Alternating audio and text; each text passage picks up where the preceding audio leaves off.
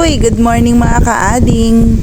Andito kami sa labas at nag-aantay kami ng araw ni baby kaso walang lumalabas na araw. Nakauwi na din pala kami dito sa Antipolo.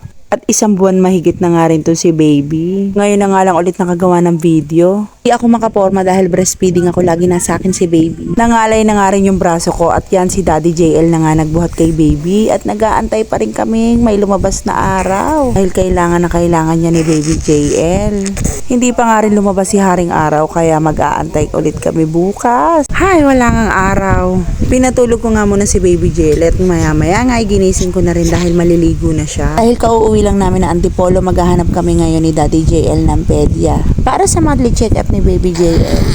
Uy, tulala ang baby. Mukhang nagandahan siya sa kanyang bagong liguan. Maganda ang quality at mura lang kaadi. Sa mga mamis dyan na may mga bagong baby, ilalagay ko yung link kung saan nyo pwedeng orderin. Pati na rin yung hypoallergenic baby wash ni baby. Ilalagay ko na rin sa comment section kung saan siya na-order. Hindi ito endorsement pero para sa akin, napakaganda ng baby wash na to. Napaka-mild lang ng amoy at napakaganda sa balat ng baby. Naglaboy na nga kami at papunta na kami ngayon dito sa may Metro Antipolo. At magtatanong pa lang kami kung meron schedule ng pedya ngayon dito. At tamang-tama nga na pagtanungan namin, may pedya daw sila ngayon dito. At salamat sa Lord dahil lahat naman daw ay normal kay baby JL. Alalala, abay isang buwan ka palang higit at natatayo mo na yung ulo mo. Pinabibili mo si doktora, baka galing ng batang to. Hala, tapos na. Salamat sa panonood hanggang dito. See you again, kaading!